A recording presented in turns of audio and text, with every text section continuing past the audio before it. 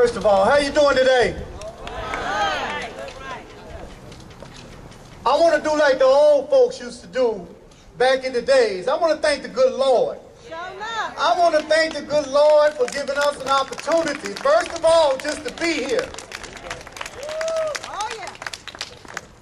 There's a lot of folks that probably don't know me, but believe me, I didn't think I would be here today. Honestly, I didn't. This is a very serious moment. We speak, we clap, we laugh, and we smile. But so many young men and women has died on our streets, in the streets of Arkansas, and all across this country. I lost, here recently, one of my nephews. And it's amazing because back before the era of the gang wars, I lost another of my nephews by the same mother, whose pictures is up in front right here. Hands on. I'm not a preacher. I'm a young man who lived a diverse life as a gang leader. I went to federal prison for 10 years. And I came home, I thought, to change. There was change. There wasn't as much violence on the streets. But what we're seeing now is a rise in the violence. But more than that, we're seeing young people say, I have no hope. It don't matter what you do. If you're the governor, it don't matter. It won't make it to the inner city in Little Rock. If you are a pastor or a bishop, it don't matter, because it won't make it to the inner cities of the streets of Little Rock and North Little Rock.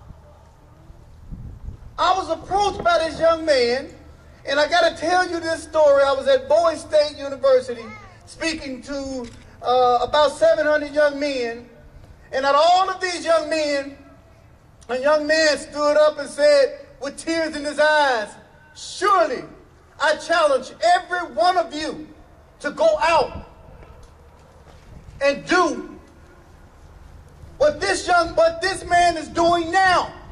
Pass the message. Nonviolence. Enough is enough.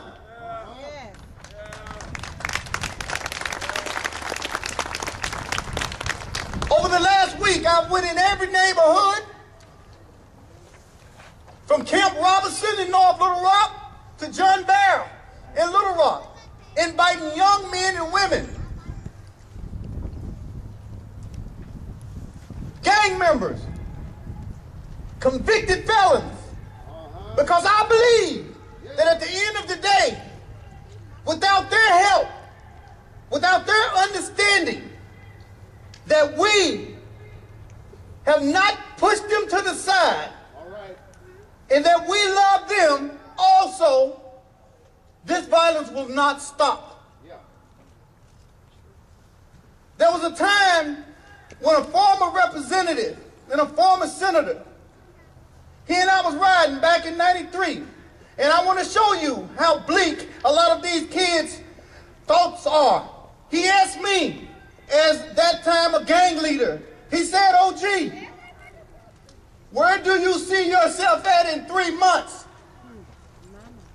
Well, I said, I see myself dead or in prison for the rest of my life.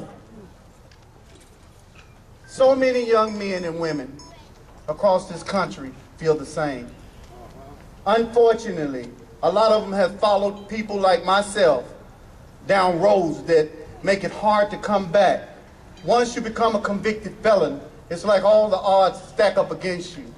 But us as a community, the legislators, we can relook at our applications. We need to get these young men and women some jobs.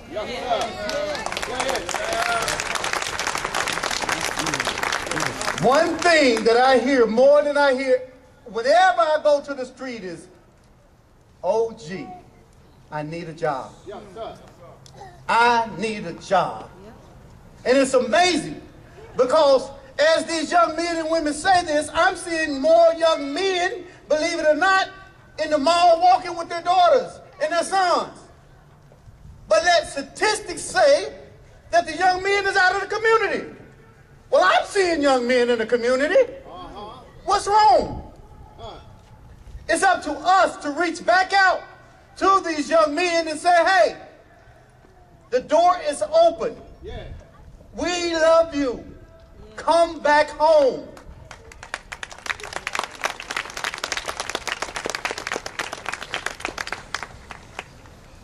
For all of the mothers and fathers who've lost their kids, I want us today to just take one moment of silence for them.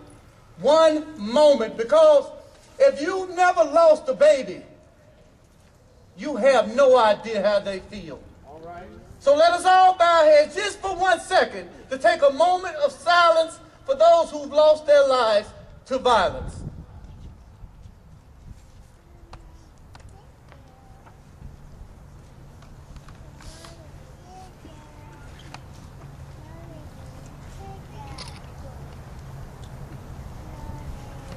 Thank you. Now there's a flip side, and I'm not going to be up here long. There's a flip side to all of the violence, and that is the young men and the women in the streets. We can't keep pointing the finger at people and saying, oh, I got to keep doing this because the police, they arrest me every time I walk down the street, or I can't do this because of that. We got to take ownership. Because if you want to sell drugs, guess what? You gonna sell drugs. If you want to stand on those corners every night, you're gonna stand on the corners. I want to encourage our parents to start getting more involved in their kids' lives. Because I've learned that denial is not a river over in Africa. I remember a time when I walked in a house with a young man who was dressed in all blue. And his mom asked me, oh, gee, well, Mr. Jackson, where y'all going this time of night? And I said, oh, we're just going down the street. And you know what she told me? Be careful. Those gang members out there. We were the gang members. So parents, in closing, let me say to all of the parents, mothers, fathers who've lost loved ones, to all of the gang members who've lost friends, to all of the people who've been dealing with young men and women dealing with addictions,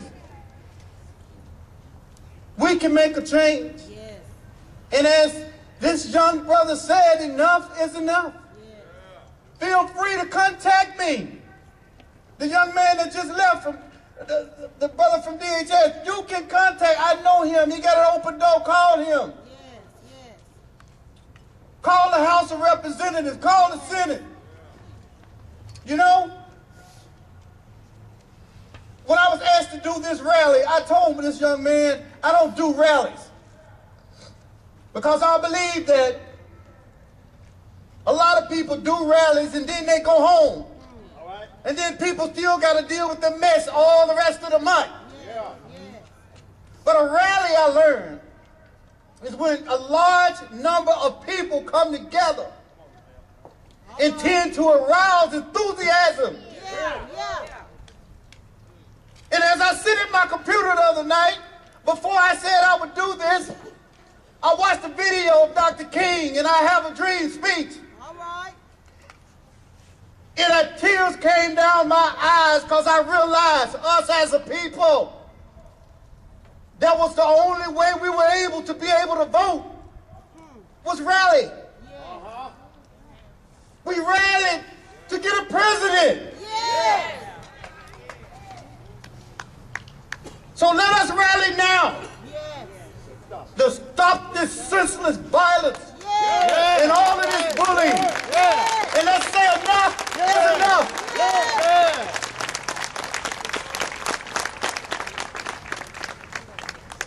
Now,